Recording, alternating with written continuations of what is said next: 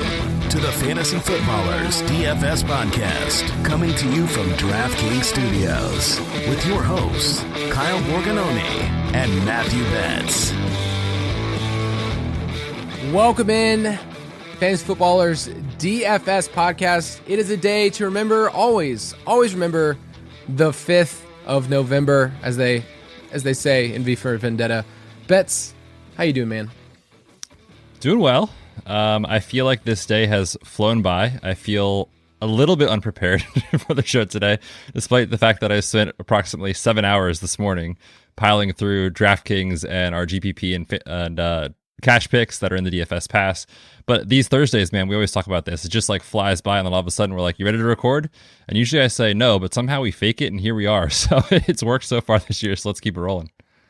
Dude, you just need to say Jamal Agnew's name and log off, and you're fine. After this past week, you're totally we'll fine. Talk about it.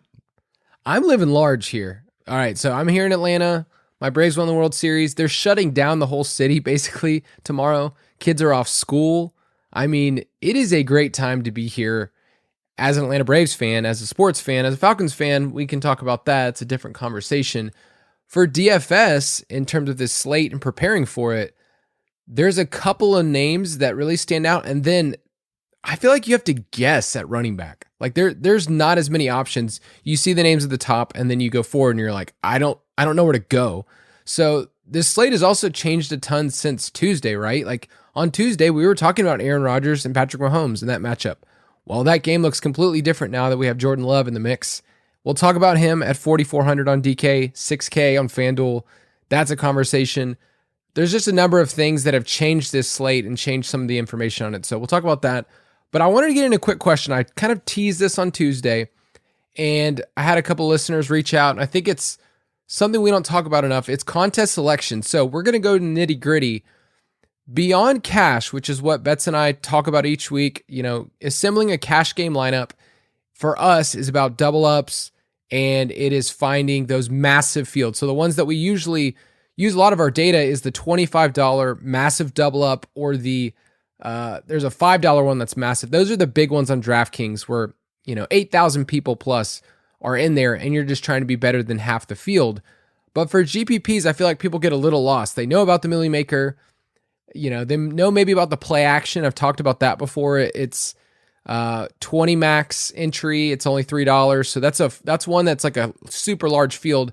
But I feel like people don't really know where to go from there. They look at our DraftKings league that is just hopping. That's fun. When we open up those, they enter those. But let's kind of talk about some contests that you regularly enter, and maybe some people can beat you in it this week. Yeah, on DraftKings, the first thing that I do when I log in is obviously collect my crowns. But second, I try to filter based off of the field size. And I've talked about this a lot. I am not the type of person that's going to sit down and enter 150 lineups into a 200,000 entry type of field. That's just not my style. That's not how I roll. But I am looking for those smaller contests. So one that I like a lot on DraftKings, it's 235 entrants, small field. That's where I live. $20 to enter, and it's a 3 max contest. It's called the 4K hard count. I feel like I've had more success in those styles of GPPs, where we talked about this a lot. In those smaller fields, you don't have to be perfect and hit each player to be, the top 10% outcome to make a winning lineup. You correlate a lot more, which is what we always preach with stacking and bringbacks and things like that. So I feel way more comfortable in those contests. So you can find me there this weekend, and then as well over on FanDuel, I'll give a shout out to them. I like a lot of the smaller fields. Again, 47 people. Small. Like, people don't think of GPPs as 47 people, but it's a single entry. It's called the 1K small bomb, $25 to enter, and the payout's pretty nice. It's $300 to first. So again, I like those types of contests. I like the smaller fields. I've just had way more success there than I have in these Millie Maker type contests. So I play a little bit more GPP, larger field ones than Betz, but I would say for most people, the ones that I have the most success in is when I go into DraftKings, I go to tournaments, and the first thing I actually do is I filter by entry size. So single entry or 2 to 3 max entry. Those are the easy ones. You can also filter by contest, just like what the fee is. And the ones that I think are really easy in terms of like, it's doable, you could actually place in this as opposed to 200,000. Yeah, there's one that's called the 10K pylon. It's only a $3 single entry, and there are less than 4,000 entrants. So you don't need a perfect lineup with, less than 4,000 people. That one actually, has a okay payout, but it's just fun where you're like, okay, I'm almost getting in a large field. So it's about 3,500 people. There are also contests called hundos where there's 100 people and there's different price points. So I would encourage you to do a hundo, because with those, all you're really looking to do is create a lineup that looks somewhat like a cash lineup, like it has a very high floor, and then maybe tweak like 2 of those. So those are kind of actually the same tournaments we do in our DraftKings leagues. Is like, okay, 100 to 200 people. I enter those as if it's my cash lineup, and I usually change 2 things in there. Like I might change one of the running backs that are super popular, or I might change the stacking partner. So maybe instead of Keenan Allen, I put in Mike Williams and kind of change that up. So there's hundos, and then I'll give you one more if you're like, I need a little bit more rake or a little bit more like payout. That's what I want from this contest. The $12 single entry, there's ones called the fair catch, and first prize can either get $25,000 or $10,000. And I know that's not as big as $1 million, but this is way more doable. And at $12, it's half the Millie Maker entry fee. So I think the field size is smaller. The payout is still pretty good at the very top. So those are the ones that I would be interested in, but sort by 2 or 3 max. I think that's where you're going to start having some success, differentiate those lineups. So I know you've had success in like 2 to 3 max contests. Yeah, definitely. And I think the reason that I prefer that, and we've talked about this a lot too, is there's some contests that are 150 max entries, and not everyone has the same bankroll. So if you don't have the bankroll to enter 150 lineups, you are playing against people that do. And when you do that, you have, let's say, 5 darts to throw at the board. Everyone else has 150. So it's a complete negative EV move to do that. You're basically going up against a lot of other sharp players and people that have the bankroll to go in aggressively in those contests, which in 3 max, you get to take a stand. You get to take a stand on certain players at their roster percentage, different takes that you might have compared to the field. And I think it's really easy to get different in those contests, where in these large fields, because of the fact that so many people are playing, we tend to see that roster percentage kind of get more spread out, where in these small fields it condenses so you can identify spots to attack if you want to fade some of the chalky players. We're going to post this in our Discord channel. So if you want to be a part of that at jointhefoot.com, everyone who is a member there gets to interact with us. And for us, it's just easier to show like, hey, these are the contests that I'm in. Like I will show you, these are some of my entry fees. So if you want to be a part of that, go to Join the Foot. If you want to get the DFS Pass, as Betz mentioned this past week, it's cheaper than a cup of coffee for the rest of the year. We go through the playoffs. I got to answer a question from a listener earlier this week, and they said, hey, I just got the DFS Pass. How long are you guys going? I was like, okay, think next year. We're going. Like we're going to be a part of that all the way through the Super Bowl. And that's a really fun thing to do. We open up a lot of different contests in that one game. There's lots of different ways to do that. So yeah, go to dfspass.com and you can be a part of that. But let's get into our cash picks. Straight cash, homie. Let me just say it's been a busy time around here at the Borg house. Lots of things going. My wife was sick earlier this past week. We had Halloween. My brother is getting married, so we have his bachelor weekend. I'm the one that's hosting it in North Carolina. So, dude, I feel like I just need to simplify my cash picks so I don't go crazy this weekend. Probably. And not even to mention celebrating for 5 days in a row with the Braves victory. So, yeah, man, wild times over for you for sure. But if you want to be simple about it, let's just start the conversation with Lamar Jackson. He is my favorite quarterback play on the entire slate. Now, obviously, we need to have the conversation, which we will in a second, about what to do with these cheap guys, whether it's possibly Taysom Hill if he's cleared from protocol or Jordan Love. But when you talk about just, point per dollar projections and safety in cash games, Lamar Jackson is it. This spot is awesome.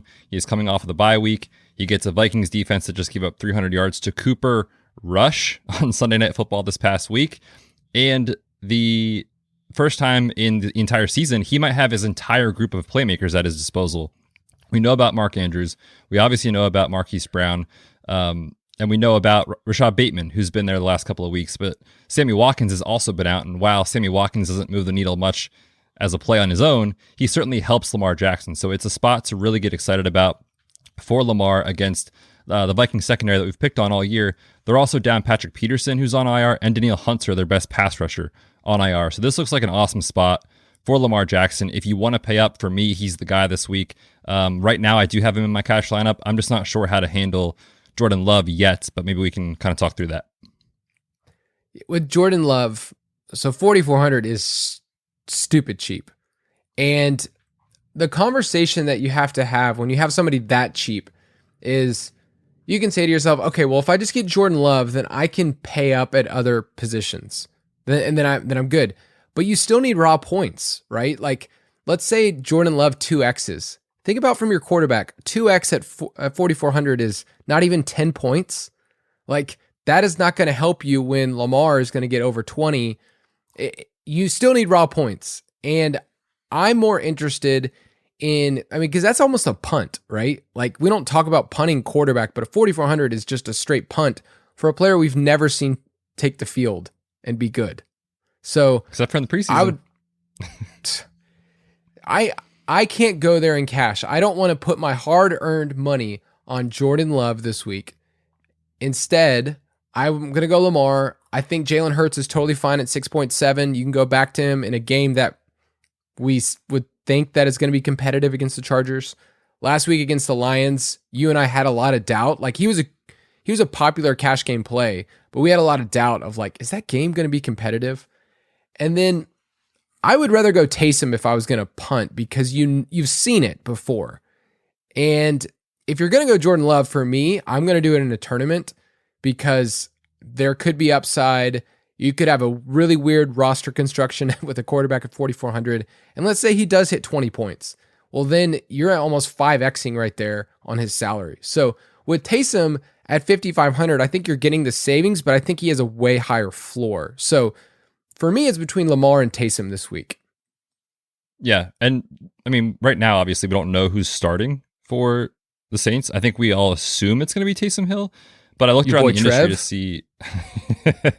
Oh boy, Trevor Siemian. Yeah, he beat Tom Brady. Therefore, Trevor Siemian greater sign Tom Brady. I've looked around the industry and it kind of seems like people are mixed in terms of what they're projecting. Like some people projecting Taysom Hill, some Trevor Siemian. I'm not sure. I could see a scenario where it's Trevor Siemian because they want to keep Taysom Hill to do his gadget role type of things before, but we've also seen him smash for fantasy, especially when he's been the starter. So yeah, I'm with you. If he is the starter and we know that for sure, then he's really viable at a salary. He just saves you so much money. I think I'm with you. I think it's between those two guys for me, Taysom Hill and Lamar Jackson. And as of now on a Thursday with recording this before we know who's starting for New Orleans, obviously it's Lamar Jackson. The names we didn't mention on there, I think you can go to Patrick Mahomes. I think it's totally okay because you're going to get him a little cheaper. You can go to Josh Allen if you really want to pay up that much. We'll talk about Allen in a second about stacking that game because they have a massive implied total. And last week it was really scary, but he got to QB1, and that's what you needed in tournaments. So I think a lot of our listeners last week were probably super scared for about 2.5 hours. And then they realized at the very end, like, wow, I paid up for the best quarterback on the slate. He hit, and now I'm actually in it. And that's why I think some people did well in tournaments is paying up really does matter the quarterback position. At running back, I want to pay up this week. And there's 3 guys I really, really like. Like, I'm willing to do it. There's actually another that's down a tier that's, I think, even a better value. So between these 4 guys, this is who I like. Austin Eckler, 7.9, feels just as safe as you could possibly get at the running back position. His floor has been super high the entire year. Chargers don't run the ball as much as you would want them to, but they're averaging the 3rd highest expected points per rush attempt because Eckler is just a point machine. Like, every time he gets the ball, it's awesome. And especially near the goal line, he's getting that work. So I love Austin Eckler at 7.9. Dalvin Cook at 7.8 has a tougher matchup. Like, Baltimore's not the easiest, but this is, to me, it's a buy low opportunity. Dalvin at 7.8 on DraftKings is way too cheap. On FanDuel, he's 8.8. I think on both sites, you're going to see him, up another $500 in the next week. So get him while he's cheap now. But do you have a preference between Eckler and Cook? Well, I just want to point out real quick, his price, I think it's actually written down here incorrectly. It's 7.7 is what I'm seeing on DK, but regardless, he's awesome. I think I prefer Eckler by a hair, just because I think we're more likely to see the Chargers play with a lead in this one against my Eagles. Sad times. However, the Vikings are 6.5 point, depending on the book you look at, underdogs. And, that could force them to kind of abandon the run and go with more of a passing approach. So, yeah, I do like both these guys. I prefer Eckler. I think it's a great spot. I mean, Philly's been giving it up, especially to pass-catching backs. They're bottom 10 in yards allowed to running back reception. So that he's got that floor too. And I think for that reason, I probably prefer him in this spot compared to Dalvin Cook. But both guys are great. And certainly I do want to have some exposure to both these guys, whether it's, across tournaments or in cash games. I think I do prefer Eckler. Zeke is only 7K. I think that's a little bit of a misprice on their part. So 7K at home as a favorite feels like a 9.5 point favorite. Feels like, man, 15 points, 20 points. That feels pretty safe from Zeke. He's averaging 99 scrimmage yards per game. So I think between those three running backs, I'm going to have at least one in my lineup. And then I've been able to, with Taysom, jam in another.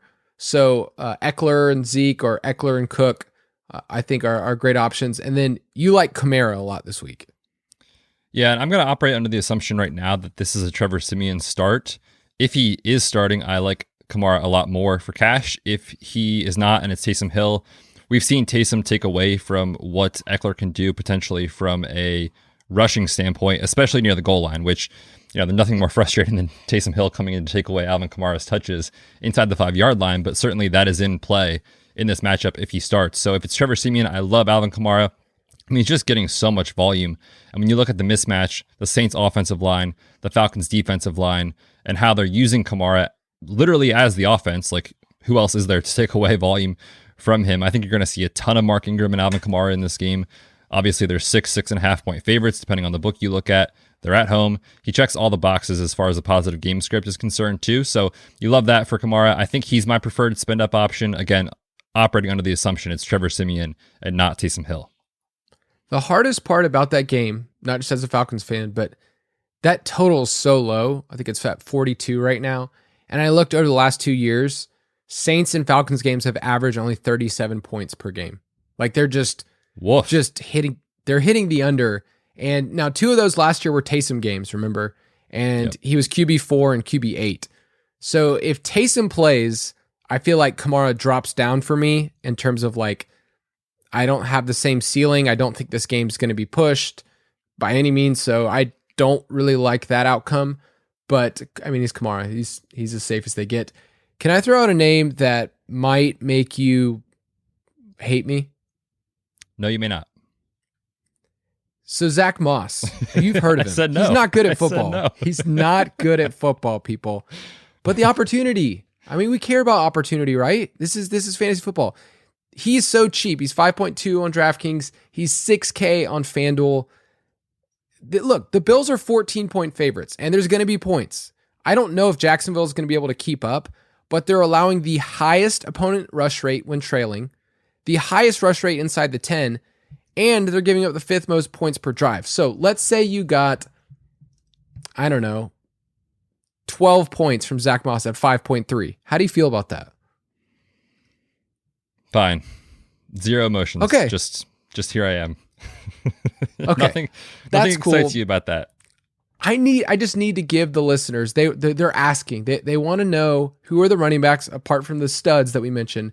If you had to drop down, it's Zach Moss for me and maybe Elijah Mitchell. I'm not saying he's in my lineup this week, but when I looked at the list, okay, highest team implied total, favorites by a ton, giving up a ton on the ground, it adds up, right? Sure. Man, now everyone's going to put my name with Zach Moss now, aren't they? Yeah. I mean, clearly you love this guy. No, I hear what you're saying. It makes sense. Like you said, they're going to score 4 touchdowns. If Allen throws 3 and they run one in with Zach Moss, he gets there at his cheap tag. So I'm giving you a hard time. It makes sense. I'm going to tell everyone out there, I'm not doing this personally, but it makes sense if you want to go there. I can see the argument. Just listen, I might not do it at all. And if it works out, I want credit. But if it doesn't work out, I don't want my name. That was the attached to it. exact thesis behind the Jamal Agnew call last week. If it didn't work, don't talk. Never heard of him. Exactly. All right, two FanDuel names, Myles Gaskin at 6.1 and Devontae Booker at 6.3. I think both of those you could do. But wide receiver, I like Tyreek. I like paying up for him at 7.9. The news with Jordan Love definitely lowers the sales in our Devontae Adams loves from earlier in the week. Stephon Diggs at 7.7 is great. Amari Cooper is way too cheap at 5.7. And then two other names that are in that 4K range. Your boy Hunter Renfrow, you talk about him every week. He is your boy, actually, 4.8. Rashad Bateman at 4K. I think if you needed to go there, those are safer cash type plays. But give me a couple more names real quick. Yeah, for sure. I love the guys in the 5K range this week. I mean, down in the low fives, you have Jarvis Landry, who the heck knows what's happening with Odell Beckham. It looks like he's not going to play Sunday. Might not even be on the team by the time this recording comes out. We don't know what's happening there. But Jarvis Landry, we've seen him dominate targets without Odell in the lineup before, obviously in their time with Cleveland. So he's solid at 5.1K against Cincy. We've picked on Mike Hilton all year in the slot for Cincy, and that's where Jarvis is going to line up. So I like that quite a bit. T. Higgins, we talk about him every week. He's still underpriced because he's not scoring touchdowns. It's Jamar Chase scoring touchdowns. But in his healthy games, he's seeing a 25% target share. So I'm going to keep going back to that at the low 5 range. Devontae Parker, came back into the lineup last week, led the team in targets, caught 8 balls, taking on Houston. Obviously, it's a fantastic matchup for Tua and the passing attack there. And then I'll throw it as well. Kadarius Toney, 5.2K. They've already told us Sterling Shepard is not going to play. Saquon Barkley, as of this recording, is still in the COVID protocol. He needs another negative test to play. Also battling the ankle issue. They're on bye next week, so maybe they just rest him one more week. Kenny Galladay, we haven't seen in a month. I mean, who else is catching the football for the Giants? I'll tell you who it's not. It's not Evan Ingram. So give me Kadarius Toney at 5.2K, just way too cheap. Diggs, once again, is way too cheap on FanDuel at 7.6. He's cheaper there than DraftKings, so he's a smash play. I love Diggs this week. You play him in cash, play him in GPPs. He's set up for success. And then for tight end, there's two punt guys that we both really like. We mentioned Tyler Conklin. And then with news about Noah Fant going on the COVID list, your boy, Albert O. That's right. Albert O seems like a really good, I'm going to try to pronounce this. Ready? Okuwebunam. That wasn't bad. I've heard way worse. But let's just go with Albert O. Well, I had the pronunciation in front of me. I still didn't do that great with the phonetics. I could tell you read it phonetically there. That was good. Yeah, dude, Albert O, you don't find tight ends that are almost 260 pounds that run 4.49, which is what he did. So if you want to bet on someone that's kind of a speed score athlete that's going to get, what would you say, 5 to 8 targets, ceiling obviously 8 targets, but like 5 targets from Teddy B in a negative game script against Dallas at almost the stone min on DraftKings, sign me up. You know I love a punt tight end. So right now I do have him in my cash lineup. I'll also throw out Dallas Goedert. He just seems way too cheap on both sides. 4.5 on DraftKings. He's a great value. I don't even mind him at 6.2 on FanDuel, but last week he had a 44% target share, and the Chargers ranked 29th against the position, allowing the highest success rate. So I like Dallas Goedert. If you wanted to jump up a little bit, 4.5 is just not even close. So in terms of points per dollar, he's one of the dudes if you didn't want to absolutely punt. And then always, this just stays in our doc, doesn't it? Darren Waller on FanDuel doesn't make sense. Nope, not going to change it. Never delete it. The only thing we change is the price when it goes up or down by like $100 and the matchup. Yeah, I mean, obviously no Henry Ruggs with that horrible situation. Like this just feels like the game for Darren Waller to kind of get right. We haven't seen a Darren Waller game since week 1. And this could really be the spot. So I love Darren Waller this week. And on DST, with the news of Jordan Love, I feel like the Chiefs at 2,300 are going to be popular. And I get it. They're not a good defense. They are at home. But apart from Aaron Rodgers, like you still have to deal with Aaron Jones, still have to deal with Devontae Adams. They're a punt play. That's it. We're not telling you anything about their defense being a good play. And then in the same game, I don't mind if you did the Raiders at 2.9 or the Giants at 2.7. I think you can go back and forth there. The Panthers a little bit further down, the Browns at 2.5. Those are all cash viable plays. I'm not really looking to go above 3,000 though. Yeah, I think there's some solid GPP plays this week if you did want to get up to those names, which are in the DFS Pass for us. But yeah, in cash games, I'm with you. It's 3 teams. I think right now I'm just going to punt it off with Kansas City. Like you said, they're just so cheap.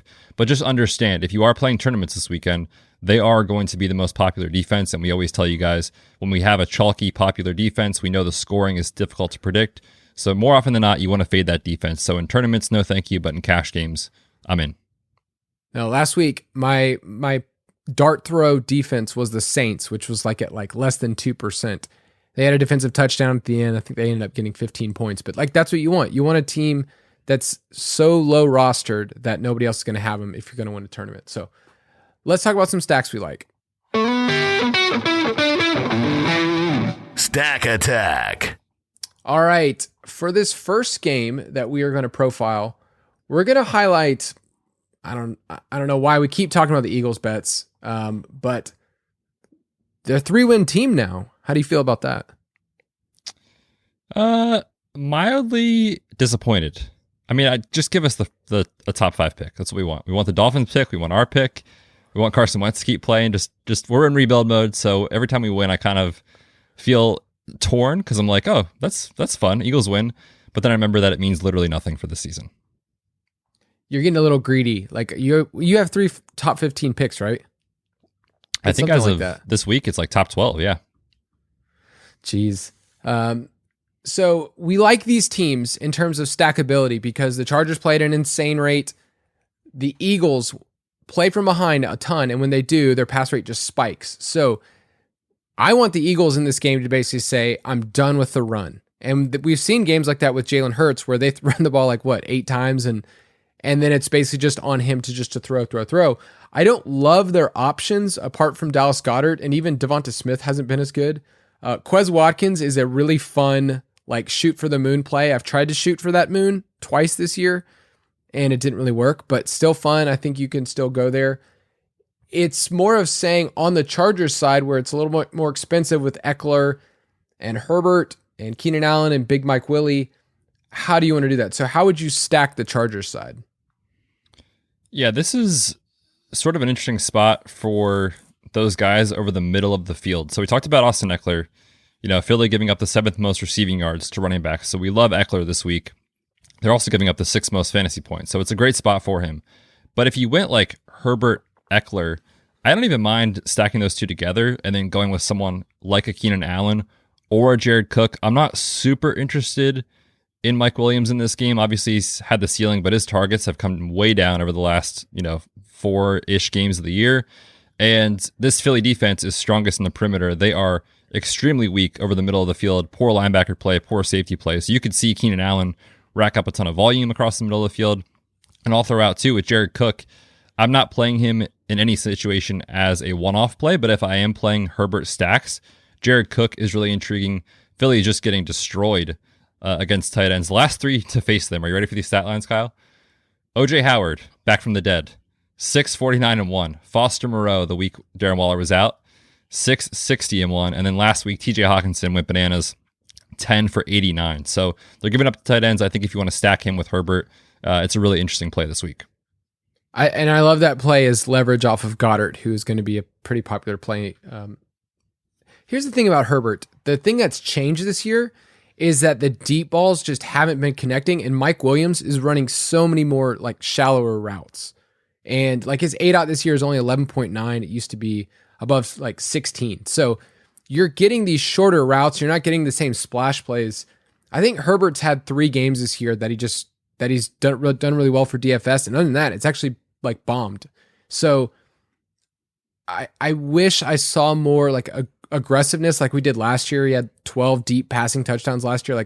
I want that, and I think that can happen. So for a GPP ceiling, when he did it with the Browns a couple weeks ago, remember when they had that back and forth game? It's because he was actually taking shots and passing at a rate. So we need the Eagles to stay with this game, to actually keep it close and not blow them out. But yeah, I think Herbert, Eckler, and then Cook, or Herbert, Eckler, Allen, and find somebody on the other side. This is a game I would game stack because I think the Eagles have cheap enough pieces. Boston Scott, I'm not going to really use in a tournament, but Devonta Smith, Quez Watkins, Dallas Goedert, I think one of those guys you can do it. Hurts is going to be more popular. So that's probably why I won't use Hurts and GPPs as much. And if you are, you'd only skinny stack him, right? You just do Hurts and, I don't know, maybe Goddard. So Yeah, for sure. Because even in his bad game last week, he was like 7 for 71 on the ground, even in his bad, quote unquote, bad fantasy game. So yeah, I mean, if he gets there, it's on rushing and then one pass catcher. So I'm with you in that. It's just, I find it really difficult on the Philly side of the ball because the Chargers, it sets up so well for them to run the ball, and Philly's offensive line is pretty decent at run blocking. The Chargers are one of the biggest run funnels in the league, but like, who do you play? Like, I literally can't click the button on Jordan Howard. No, thank you. I can't click the button on Boston Scott, and Kenny Gainwell is more reserved for when they're trailing. So it's really tricky. Do you think any of those guys are in play this week? Those 3 running backs? Gainwell's the one I want to be in play because of his pass catching profile, but if he's not going to be used that way, I just can't go there. There's such thin plays in GPPs. I mean, you saw Boston Scott's ceiling last week, 2 rushing touchdowns, and yes, he got 17, 18 points, but like, that's not going to win me a GPP this week when he's way more popular. I mean, nobody played him last week, really. So, and his price came up. Right. So that's not really where I want to go. I didn't mention the line earlier. It has a 50 total. And the Chargers are 2-point favorites. So give me your Vegas pick. Yeah, I'll take the Chargers here. I think this is the spot where they get back on track. You know I'm down with the Chargers. So always. Let's do that. Chargers -2. Next one is Battle of Purple Supremacy. It is Minnesota Vikings at the Baltimore Ravens. This game also has a 50-point total. The Ravens, coming off a bye, are 6.5-point home favorites, and they carry a team implied total of over 28. So that's why we like the Ravens this week. That's why we like Lamar Jackson. He's on pace for career highs in dropbacks, pass attempts, yards per attempt. I mean, this team has morphed into a passing team, like just middle of the road, but way, way light years ahead of where they used to be, where we were begging them, like, can we have any volume at all? And I would say it's the same thing with the Vikings. Like, they haven't been only ground and pound. Kirk Cousins leads the league in completion percentage in those intermediate areas of the field. Like, he's just killing it. I looked this stat up today. He's 30th in terms of total attempts in that area of the field, but he's 6th in completions. So he's just like slaying over. I think he has an 82% completion rate in the area of 11 to 19. So I love Jefferson. I love Thielen. I think you can go there, but are they more tournament plays this week? I think for me, those guys are both in play for sure in tournaments. I do think Dalvin Cook is somewhat popular this week, so they're awesome as leverage. And, you know, this Baltimore Ravens defense, like, they've kind of been up and down. And some weeks they look awesome, like when they held the Chargers to, 7 points or whatever that was. And then the following game, Jamar Chase is going for 200 yards against them. So they've just been up and down all year, and they've been really beatable. We've seen wide receiver ones crush. Our boy Pity City went off against them too. So I think one of these two guys is going to have a really solid game. Can't tell you which one it is, which is tricky. And it really does set up well for GPPs because, again, we talk about it. Whenever there's a spot that people see and they're like, I'm not sure which guy it's going to be, I'll just stay away. That's a spot to attack. So I definitely want some of these guys in my lineups. I don't think I'll play them together as a full game stack, but I certainly will play some, Thielen as a bring back on Lamar stacks and Justin Jefferson as a bring back on Lamar stacks for sure. Definitely in on that.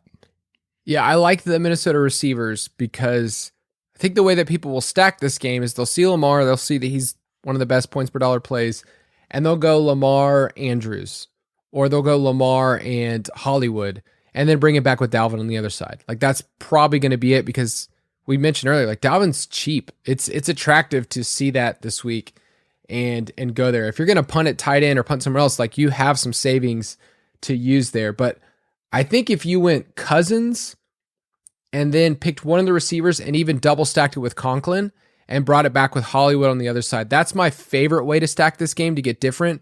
But I mean, Lamar, I can't argue against anybody playing a ton of GPPs with Lamar. Like, I'll be doing that. But I think Cousins, when he's pushed, he's in a good spot. He also knows how to let everyone down. But when Kirk Cousins comes through for a GPP, this is one of the spots where he had a down week. I'd rather go back to him this week. So Hollywood's great at 6K. I just want to say that, be really clear. Hollywood in a GPP, give that to me. But any other takes on this one? No, I think we hit on it all. I'm with you. I love Hollywood. Mark Andrews is essentially operating as a wide receiver, and he's stupid cheap on DraftKings, 5.5K. So I like it. I'm definitely with you on those calls. Did we talk about Tyler Conklin at all? Baltimore's just giving it up to fantasy tight ends left and right. We mentioned him as a punt play, but he's actually totally fine in a tournament. Like, he's running enough routes where Tyler Conklin can get 15 points this week. It's not just like you're asking for 8. Like he can catch a touchdown, go 5 for 60, and you're good to go. So, yeah, I like Conklin. Andrews actually doesn't have the best matchup, but he's just so good. And at 5.5, he's cheap. But give me your Vegas pick. I'm scared to say this out loud. I'm going to take the Vikings with the points.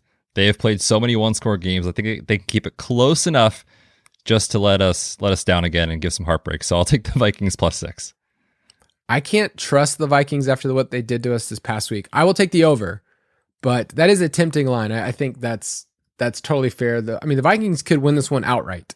Like I don't think you're crazy if you wanted to take Vikings money line, but they've been unlucky this year. I think in terms they could be 7-0, like legitimately. They will be one of those teams when we talk about forecasting in the offseason that will kind of look at their season and go like, okay, they've been so many wins below expectation, and it's frustrating if you bought into the Vikings passing game in best ball or redraft or whatever it is. But next game is one that it's my sneaky game of the week. Sneaky. It's Mr. Deeds style.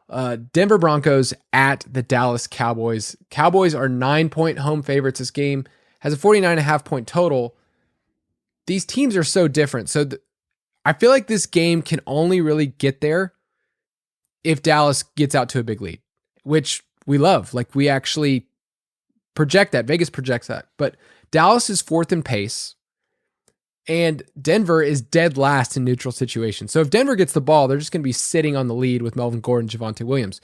But when Denver's trailing, their pass rate spikes to 73%. It's the 10th highest in the NFL. So Teddy Bridgewater, not the best quarterback in the world, great guy.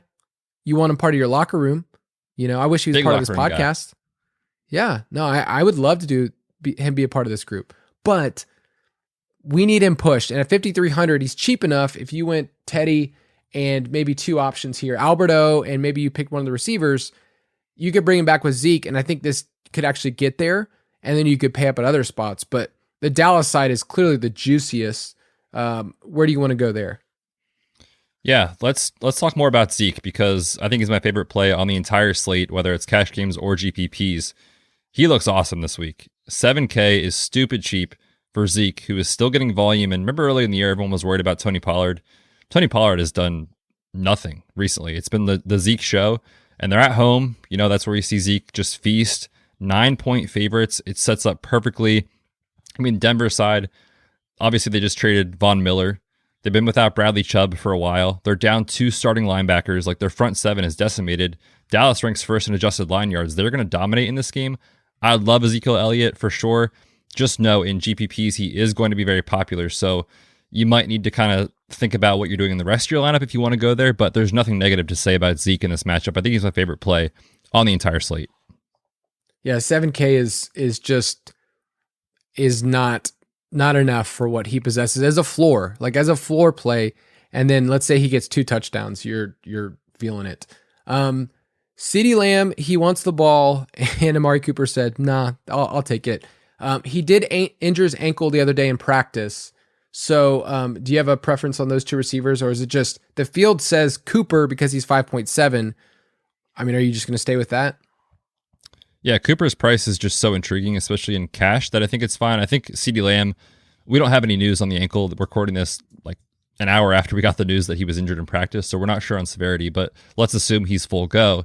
If he is, I think CeeDee Lamb is really interesting in a GPP, almost to pay up just to get leverage on Cooper. And the reason that I like him quite a bit, other than the fact that he's just a baller, he's awesome. With Dak coming back, is Denver is also down their slot corner, which is where CeeDee Lamb should see the majority of his snaps. So I love it for CeeDee Lamb in a GPP, but we just need to assume, of course, his ankle is fully healthy, which we'll have more updates on the Injury Blitz pod, which comes out Friday evenings. You put this in the doc, but the Dallas defense is a good play, like across the board. If you did Zeke and Dallas Cowboys defense, I think you could actually do well in a tournament. They're 3,900 on FanDuel. And Dallas is actually seeing the highest pass rate in the NFL because they're shutting down opposing running games. So if you get Teddy Bridgewater throwing the ball 40 times, there's going to be turnovers. So Dallas defense is set up, and Teddy, we love him. Great guy, takes sacks, right? Like he's one of those friends you're like, man, great guy. Love having him part of the group. Not very good at what he does. Oh, poor Teddy. He's also down his left tackle too, which is tough going on the road for Denver. You need a left tackle, apparently. That's what they say. Allegedly. These days. Yeah, he's taken 11 sacks in the last 3 weeks. So I love the Cowboys as a tournament defense this week. He'd mow your lawn. He would show up like when you need him to. He'd get you coffee. Dependable guy, like, doesn't really have good jokes. That's okay. It's okay. You need friends like that sometimes. So give me your Vegas pick. Sorry, Teddy. We love you. Give me Dallas. I will lay the 9 points. Give me Dallas -9. And a lot of the Dallas hype that was over the offseason, it's not playing out the same way about their passing volume, but man, Dallas winning the NFC East, Dallas being the highest scoring team, Dak comeback player of the year, feel really good about those sitting pretty well at this point. But last game, we'll go through this one pretty quick because there's really not much to say on one of the sides, but it's worth talking about. It's the Buffalo Bills at the Jacksonville Jaguars and your boy, Urban Meyer. You thought I was going to say Jamal Agnew. It is instead your boy, Urban Meyer. Bills are 14.5-point road favorites. That is a pretty rare thing. The over-under is 48.5. And I looked this up. I was doing my search in my spreadsheet life. The Bills have been double-digit favorites 3 times in the past year. So basically since the Bills have been awesome with Josh Allen over the last year. All 3 of those games hit the under, but not because of the Bills, but because the teams they were playing scored 10, 0, and 11 points in those 3 games. So what does that tell you about stacking this game? It tells you that this is not the week to play Jamal Agnew. I think it basically tells us that we have zero confidence in Urban Meyer and the Jaguars to actually push Josh Allen or to be worthy of a bring back. I'm going to say this right now. I'm not playing a Jaguar this week. It doesn't matter if it's FanDuel. Doesn't matter if it's DraftKings. Josh Allen doesn't need Trevor Lawrence to push him to be good. They have a 31.5 point total. They're going to win this game. It's just a matter of by how much, because like Jacksonville, dude, no matter how you slice it, bad against the run, bad against the pass. They're bad on offense. They're just a bad team. And I think people get stuck in this way of thinking of like, I have to bring it back every week. This is a game that I don't think you do. So I love Josh Allen double stacks and then just move on and get away from this game. I don't know if you feel differently about like any reception volume on Jacksonville's side, but I just, coming out of the bye week, going up against the Seahawks, I thought maybe we could see some sort of creativity in the game plan and in the usage, and it was just atrocious. So I have zero interest in Jamal Agnew this week. However, he remains a part of my heart always. Wow. Well, there's another player that's been more a part of my heart a lot longer than you and Jamal's little fling, and that's Marv. And I'll just say this. The only way I would play Marvin Jones is in a super large field because his roster percentage is just going to be way down there. You at least know that he can blow up. And if you're going to game stack this, I would do it. There's no chance I'm playing Carlos Hyde. Dan Arnold is still cheap and they keep throwing him the ball. So you could do that. You could do worse. I can't see Dan Arnold hitting 20 plus points. And last week, the thing that was most different is that the tight end one on the slate was TJ Hawkinson. Like TJ Hawkinson in half-point league scored 13 points. So like there wasn't massive scores last week. This week, we have Kelsey and Andrews back in the mix, where I think we're going to get some higher scores. So in a GPP, you can't really play those guys.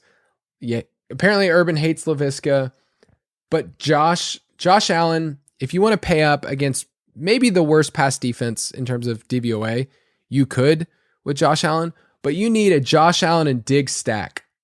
You need 65 points. Do you think they can get there? I mean, we've seen it. Obviously, we've seen it in the last year, but this is a different usage and role with Stephon Diggs. I still am waiting for the Stephon Diggs game to happen, and obviously, if you had to handpick a matchup for it to happen, this is the one. So it is expensive. It is likely to be underutilized as a stack by the field, but because of that, I think it's interesting in a tournament. But that said, this is not the same Stephon Diggs just role in general that we've seen last year, and it's because Emmanuel Sanders is kind of filling the John Brown role and really winning downfield a lot. So yeah, I think he's fine. I think he's a good play. I just, certainly question like what does he have to do to pay off the salary? And that's the only real negative thing to say about him. Yeah.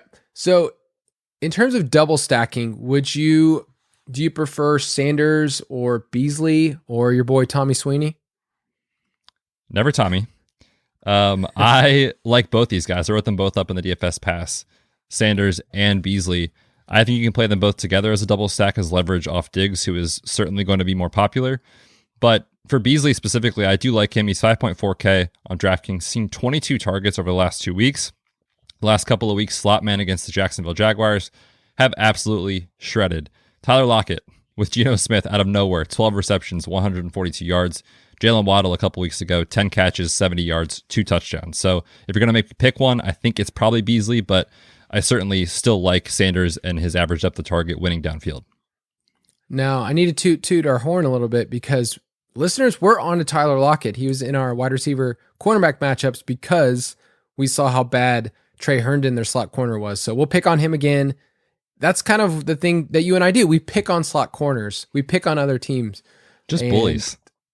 We are just, here's the thing. In that DraftKings lobby, Betz is a bully. He's just pushing people around. When he sets up in those those head-to-heads, just bullying people. $1 here.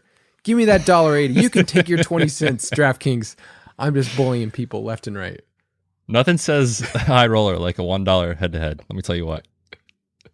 You gotta mix those in, people, by the way. Like we've said before, with head-to-heads, you need to be able to start your own contest, limit the number of people that can play you. But yeah, for $1 contest, let's say I'll do 20 of those. All right. And just say, here's $20 spread out between 20 different people. And the payout's not great, $1.80, but you give DraftKings their tip and you move on. So don't feel bad about that. But Bills, the line is minus 14.5. I feel like they cover, so I'll take the Bills. I've already bet it. Give me the Bills. Oh, wow. All right, let's battle it out. DFS Battle Royale. I'm sensing a trend for the last month. All right. This part of my job is to sense different, statistical trends. This is really comes down to who's in the dock first. Last week, I had some good plays, but it was like you had the better plays because you were in there first. So in the future, I need to set a note, which is crazy because I create the doc. I literally create it and send it to you, and you still. I was going to say you have zero excuses, my friend. All right, Betz is up 21-14 in our battle royale, and this is a quick chance to challenge each other, but give you some contrarian plays or give you some names that maybe we didn't talk about. So give me a stacking QB that's under 6K that you would play in a tournament. Yeah, how about Tua? 5.8K on DraftKings taking on the Houston Texans. I don't think you guys need me to tell you anything about the matchup. It is awesome. And Tua has struggled a little bit this year, but it's mostly been against tough matchups. He's succeeded really well against bad defenses, and that's exactly what Texans are. He gets Devontae Parker back. Gesicki's making plays. And, of course, Jalen Waddle reliable out of the slot as well. So give me Tua Tagovailoa against the Texans. I mixed it up here. I'm going with Baker Mayfield. You've heard of him? Yeah, he's a quarterback in the NFL, and that's all that matters guy? to me. Yes. Have you also seen the preview for Tiger King 2 on Netflix? Have you seen this? Is that actually a real thing? I've only seen the first Tiger King. Well, they're going to come out with the second one, and they released the trailer for it, but I feel like they should rename it because Baker Mayfield has been a Bengal killer, a Tiger killer in his own life. I know, it's bad. But listen to this. Baker Mayfield's played the Bengals 6 times in his career. He's 5-1, and Baker Mayfield in those games has averaged 255 passing yards, and here's the kicker, 2.8 passing touchdowns per game. Like, once you get to that sample size for a player playing someone, you can at least go 2.8 per game is pretty hot. So How Baker about that? Mayfield. Odell Beckham Sr. Take that. Yeah. Take that. And whoever he's going to throw to, Donovan Peoples-Jones. Like, oh.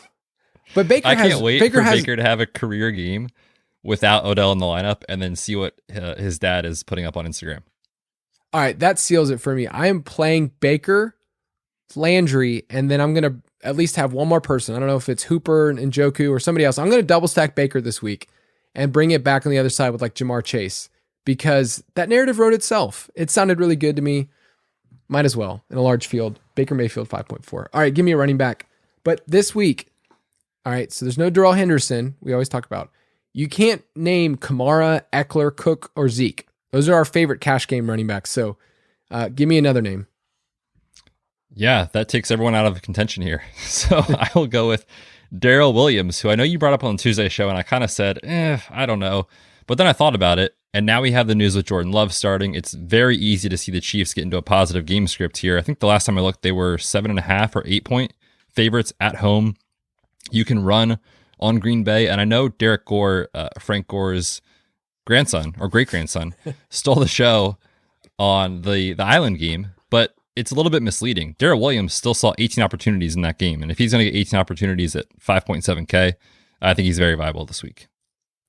One of the major successes of my job is that there are names that are kind of getting into the mainstream of what we talk about. So now we don't call him Darrell Williams anymore. He's Darrell Willie. We don't call him Jamal Williams anymore. He's Jay Willie. And Mike Williams is Big Mike Willie. So at this point, I feel really good. And I look back at our podcast. I mean, Pity City is now on the main podcast. I mean, we were talking about that in May? So we were on it before it was cool. Before the town was even founded. Mike and I talked about it a lot over the summer, and we went back and forth should he be the dude for us? But it's Carson Wentz scared us off. He just did it. Oh, I'm supposed to give a running back. My cash game running back, if he's healthy, is Elijah Mitchell, 5.8. He smashed this past week. Loved him as a play. A lot of listeners, you played him this past week at home against the Cardinals, who are kind of banged up. If he's healthy, I think you can play him in cash at 5.8. He's one of the better points per dollar plays right now in our projections. But cheap wide receiver, this is the most typical Betz thing I've ever seen under 5K. Whenever I have a chance to talk about Hunter Renfrow, you better believe I'm going to do it. Yes, give me Hunter Renfrow, 4.8K. We talked about it. No Henry Ruggs. Even before that situation, he was still getting 6+ targets every game except for one this year. Very, very quietly holding down a 20% target share. Yes, Hunter Renfrow, 20% target share. Give me that all day in this matchup against Darnay Holmes for the Giants, who is someone that I think is not very good at football. So yes, give me Hunter Renfrow. I think he's very viable in full PPR. I know Darnay very well from my cornerback matchups article. I'm going to go with Rashad Bateman. 2 weeks in a row, 6 targets in each game. Still only 4K, so he's really cheap against Minnesota. If you wanted to do Lamar and you wanted to stack Bateman in cash, I think that's doable with his price. I think just against Minnesota cornerbacks, they're seeing one of the highest target shares in the league. So I think you can see those 6 targets once again. And let's say he turns that into 4 for 60. You feel really good. So give me a punt tight end. And these are the 2 guys this week. I was going to say there is no other option. So I'll take Alberto. We just talked about him.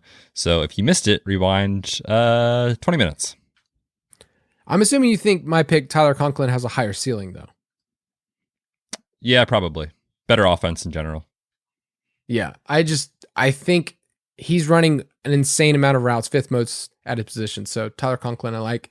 And then sneaky DST under 3K. I'm going to say the Niners, who are at home.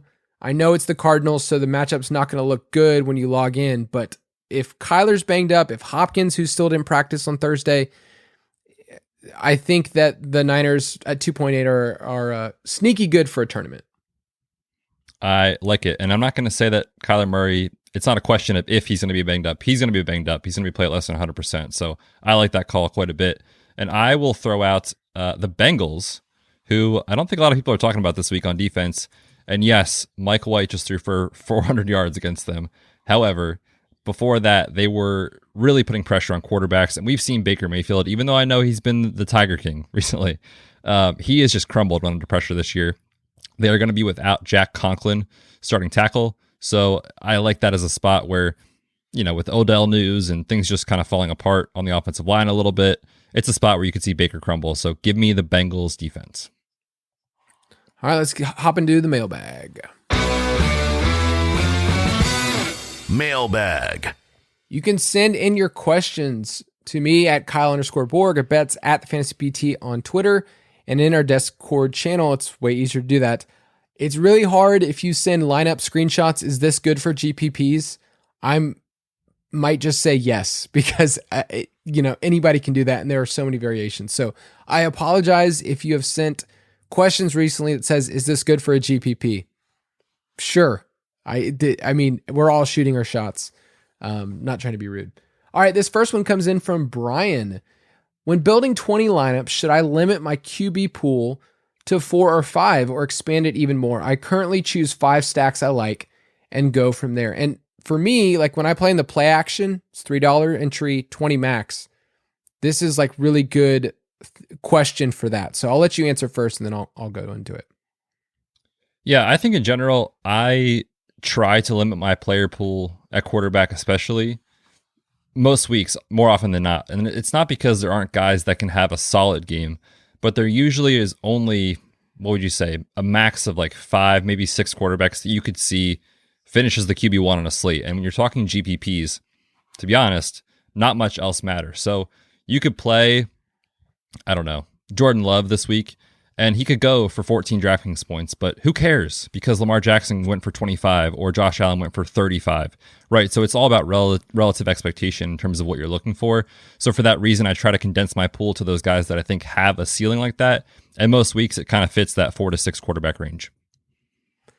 I might limit it and say I'm going to pick in 20 entries, maybe go with 3.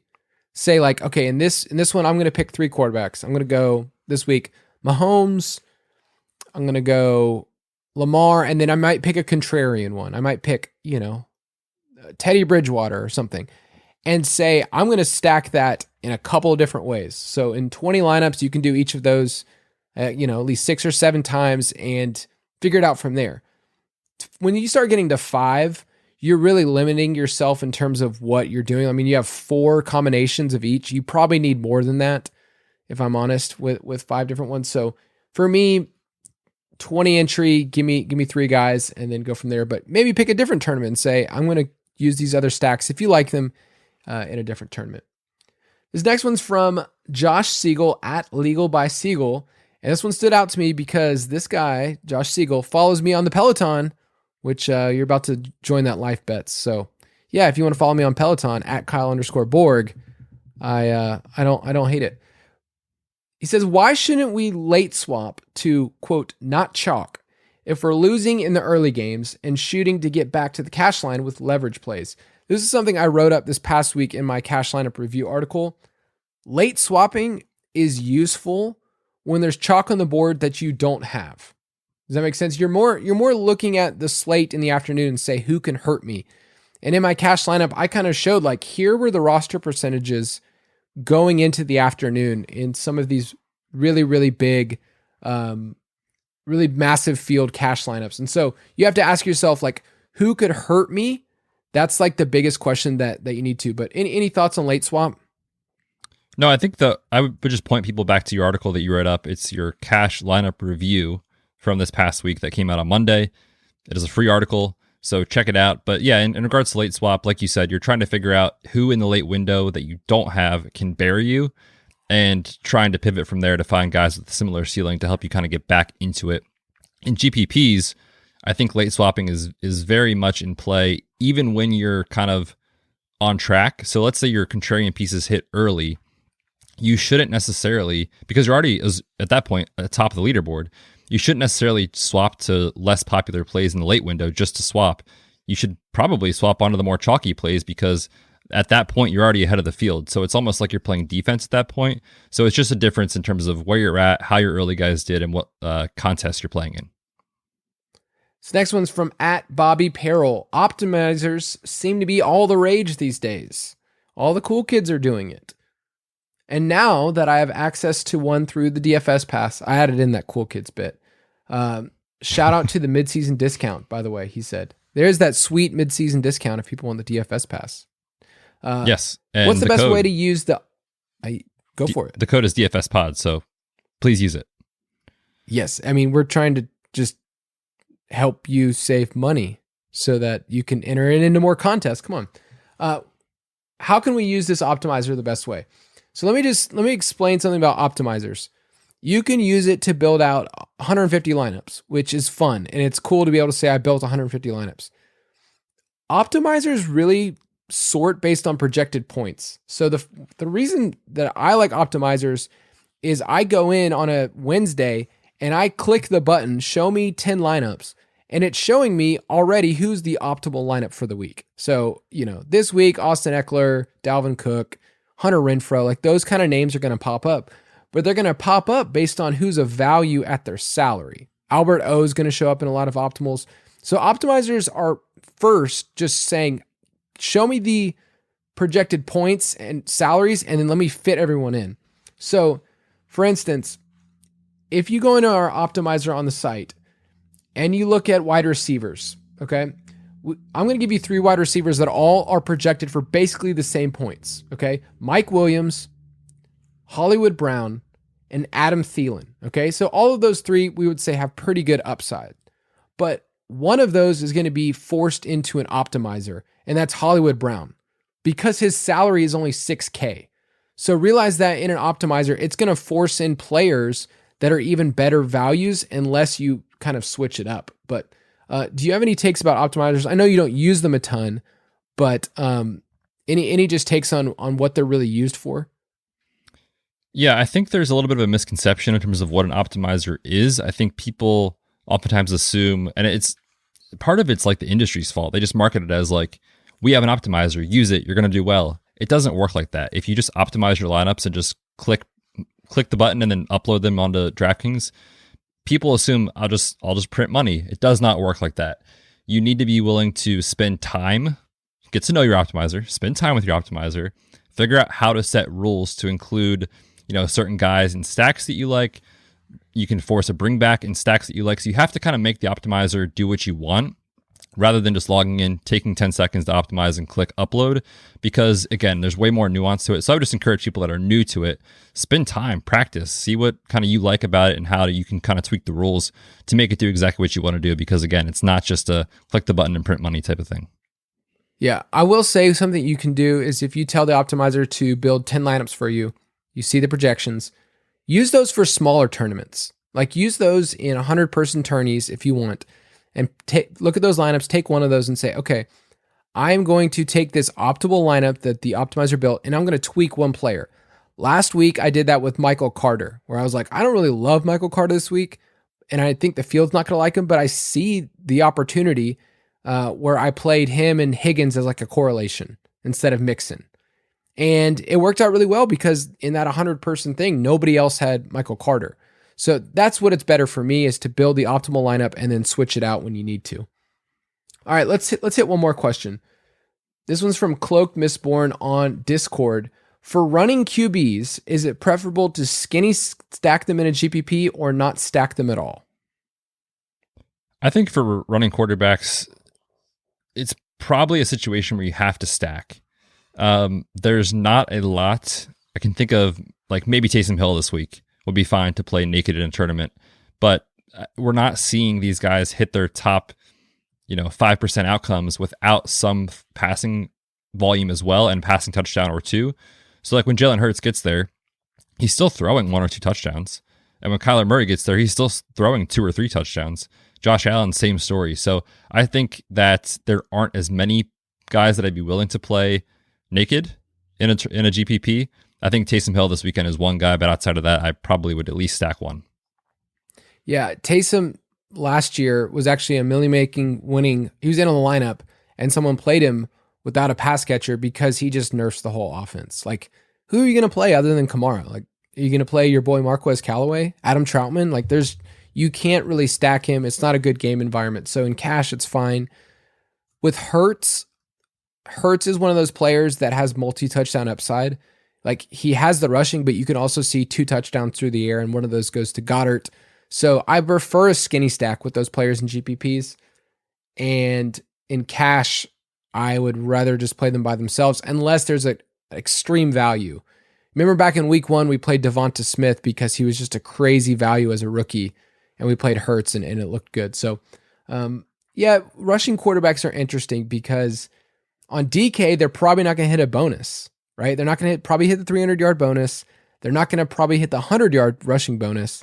They're kind of in this weird middle ground. So I prioritize them on FanDuel, where I feel like I can get the value and everybody's kind of lumped together in terms of salary. If you want to go to ballersdfs.com, you can be a part of our DraftKings Listener League, Fantasy Footballers DFS, Borg plus Betz, We will open up some more smaller contests like the Battle of the Bets this past week that Betz and I both took down. And because we were being bullies, just being real mean kids in the lobby. Hey, come play with us and let us take your money. Which means this next the worst week, kind of bully. those are the mean ones. But yeah, we'd love to play with you guys over on DraftKings. It is, as the kids say, the place to be. Betz, why don't you sign us out? I would love to, Kyle. Hopefully you guys have a great weekend. Come play with us at ballersdfs.com and go get the DFS Pass for the stupid price. It is too cheap. Good luck on Sunday. We'll see you guys next Tuesday. Stupid and cheap. Thank you for listening to another edition of the Fantasy Footballers DFS Podcast. Don't forget to visit us on the web at www.thefantasyfootballers.com.